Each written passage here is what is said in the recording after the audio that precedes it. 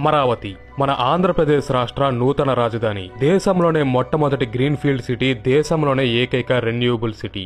ఇలా గత 10 ఏళ్లుగా మనం అమరావతి గురించి వింటూనే వస్తున్నాం. కానీ ఇప్పటికీ ఈ నగరానికి ఒక తుది రూపు అనేది రాలేదు. దానికి కారణం రకరకాల పొలిటికల్ రీజన్స్. అయితే గతాన్ని పక్కన పెడితే ప్రెజెంట్ అమరావతి నిర్మాణం అనేది కేవలం మన రాష్ట్రానికి మాత్రమే కాకుండా మొత్తం దేశానికే చాలా ఇంపార్టెంట్గా మారింది. ఎందుకంటే భవిష్యత్తులో ఆంధ్ర $2.5 ట్రిలియన్ ఎకానమీగా మారాలంటే దానికి కీ ఫ్యాక్టర్స్ అన్నీ కూడా అమరావతి చుట్టూనే తిరుగుతాయి. అండ్ ఆంధ్ర ఎకానమీ పెరిగిందంటే అప్పుడు ఆటోమేటిక్గా దేశ ఎకానమీ కూడా పెరిగినట్టే. సో అమరావతి ఇప్పుడు ఒక నేషనల్ ప్రాజెక్ట్గా మారిపోయిందని చెప్పుకోవచ్చు.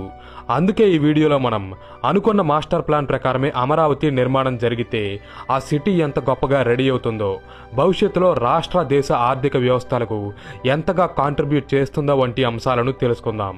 వీడియో చాలా ఇంట్రెస్టింగ్గా ఉంటుంది. సో ఏ డీటెయిల్ కూడా మిస్ అవ్వకుండా ఉండడానికి వీడియోని లాస్ట్ వరకు చూడండి. అలాగే నా కంటెంట్ గనక నచ్చితే ఇప్పుడే వీడియోని లైక్ చేసి మన ఛానల్కి సబ్స్క్రైబ్ అవ్వండి. ఫిక్స్ చేసిన మాస్టర్ ప్లాన్ ప్రకారమే అమరావతి కన్స్ట్రక్షన్ అనేది జరిగితే అప్పుడు దేశంలోని హైదరాబాద్, బెంగళూరు వంటి సిటీసే కాదు కదా, ప్రపంచంలోని ఎంత గొప్ప మహానగరమైనా సరే దీని ముందు దిగదూడిపే అంత గ్రాండ్గా ఉండబోతుంది మన అమరావతి. అయితే అమరావతి ల్యాండ్ పూలింగ్ గురించి, దీని ముందు వెనక జరిగిన పాలిటిక్స్ గురించి మీ అందరికీ బాగా తెలుసు. సో వాటి గురించి నేను ఇక్కడ మాట్లాడను. కేవలం దీని ఫీచర్స్, డిజైన్ మరియు మాస్టర్ ప్లాన్ వంటి అంశాలను మాత్రమే ఇక్కడ డిస్కస్ చేసుకుందాం. అమరావతి క్యాపిటల్ రీజన్ అనేది గుంటూరు జిల్లాలోని కృష్ణా నది పరివాహక ప్రాంతాల్లో లొకేట్ అయి ఉంది. దీన్ని మొత్తం 33,000 ఎకరాల సువిశాల ప్రాంతాల్లో నిర్మించబోతున్నారు. అంటే అప్రాక్సిమేట్గా 133 కిలోమీటర్లు అన్నమాట. ఇంత భారీ స్థాయిలో ఇప్పటి వరకు మన దేశంలో ఏ నగరాన్ని కూడా నిర్మించలేదు. ఇదే మొదటిసారి కాబోతుంది. అలాగే అమరావతిని ఒక గ్రీన్ ఫీల్డ్ సిటీగా నిర్మించబోతున్నారు. గ్రీన్ ఫీల్డ్ సిటీ అంటే ఒక ఖాళీ స్థలంలో అన్నీ కూడా స్క్రాచ్ నుంచే నిర్మించిన సిటీ. అంటే ముందుగానే ఆ ఖాళీ ప్లేస్లో రోడ్స్, హైవేస్ ని కన్స్ట్రక్ట్ చేస్తారు. వాటర్, ఎలక్ట్రిసిటీ వంటి రిసోర్సెస్ ని అందించే ప్లాంట్స్ ని కూడా ఏర్పాటు చేస్తారు. కమ్యూనికేషన్, డ్రైనేజ్, వేస్ట్ మేనేజ్మెంట్ ఇలా కీ ఇన్ఫ్రాస్ట్రక్చర్ ని బిల్డ్ చేసిన తర్వాతే మిగతా సిటీని ఎక్స్పాండ్ చేస్తారు. ఈ రకంగా ముందే అన్ని ప్లాన్ చేసుకోవడం ద్వారా ఫ్యూచర్లో సిటీ పాపులేషన్ ఎంత పెరిగినా కూడా ఎటువంటి ప్రాబ్లం అనేది రాదు. అండ్ ఆకస్మిక వరదలు, ప్రకృతి వైపరీత్యాలు వచ్చినా సరే సిటీ చాలా స్ట్రాంగ్గా నిలబడుతుంది. అదే మనం దేశంలోని మిగతా సిటీస్ని గమనిస్తే అవి ప్రాపర్ ప్లానింగ్ అనేవి లేకుండా కాలంతో పాటు ఎవాల్వ్ అయిన సిటీస్.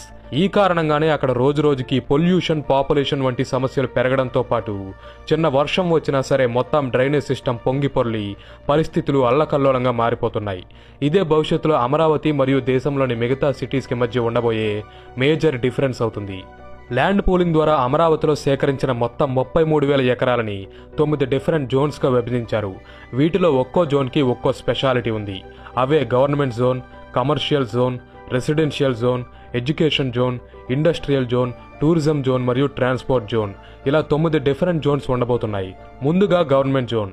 ఇక్కడే మన ఆంధ్రప్రదేశ్ రాష్ట్ర నూతన అసెంబ్లీ, హైకోర్టు, సెక్రటేరియట్ మరియు మినిస్టర్స్ ఆఫీసెస్ ఉండబోతున్నాయి. వీటిలో ముఖ్యంగా అసెంబ్లీ మరియు హైకోర్టు బిల్డింగ్స్ని దేశంలో మునుపెన్నడూ చూడని విధంగా చాలా ఐకానిక్ అండ్ ఇన్నోవేటివ్ మోడల్స్లో డిజైన్ చేశారు. ఇవి చూడడానికి చాలా అద్భుతంగా ఉంటాయి. భవిష్యత్తులో మన ఆంధ్రప్రదేశ్ రాష్ట్రానికి సంబంధించిన మొత్తం పాలన అంతా కూడా ఈ గవర్నమెంట్ జోన్ నుంచే జరగబోతుంది.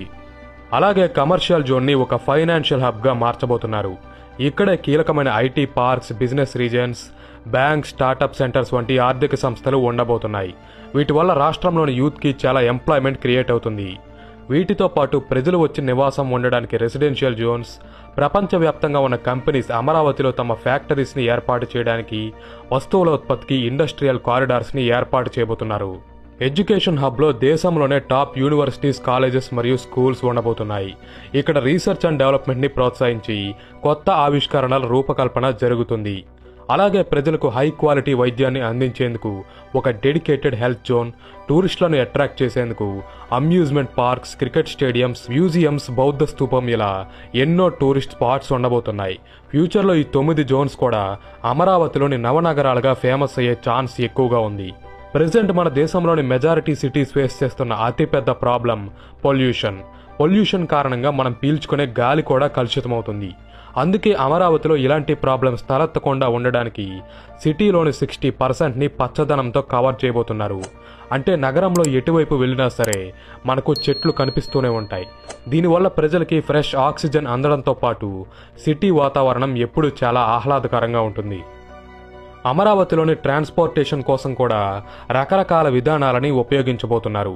ఇక్కడ 5 లేన్ హైవేస్ అండ్ ఎక్స్ప్రెస్ వేస్తో పాటు metro rails, hyper loop, rapid bus systems మరియు కృష్ణానదిలో వాటర్ ట్యాక్సీస్ ఉండబోతున్నాయి. అమరావతి, గుంటూరు, విజయవాడ ప్రాంతాలను కలుపుతూ 210 కిలోమీటర్ల భారీ ఔటర్ రింగ్ రోడ్ని ఏర్పాటు చేయబోతున్నారు. అలాగే అమరావతిని దేశ విదేశాలకు కనెక్ట్ చేసేందుకు ఒక బ్రహ్మాండమైన గ్రీన్ ఫీల్డ్ ఎయిర్పోర్ట్ కూడా ఇక్కడ నిర్మాణం కాబోతుంది. ఈవెన్ ప్రజలు వాకింగ్ చేయడానికి, సైక్లింగ్ చేయడానికి కూడా అమరావతిలో డెడికేటెడ్ ట్రాక్స్ని ఏర్పాటు చేస్తారు. ఈ మోడ్ సహాయంతో అమరావతిలో అసలు ట్రాఫిక్ సమస్యలు వచ్చే ఛాన్సే చాలా తక్కువ అని చెప్పుకోవచ్చు. ఫ్యూచర్ని దృష్టిలో ఉంచుకుని ఈ సిటీ సుమారు 50 లక్షల నుంచి 1 కోటి మంది ప్రజలు నివసించడానికి అనుగుణంగా ఉండేలా దీన్ని డిజైన్ చేశారు. అండ్ అమరావతి ఇండియాలోనే మొట్టమొదటి పూర్తి రెన్యూవబుల్ సిటీగా మారబోతుంది. అంటే సిటీని రన్ చేయడానికి కావాల్సిన ఎలక్ట్రిసిటీ మొత్తం కూడా సోలార్ ఎనర్జీ, విండ్ ఎనర్జీ వంటి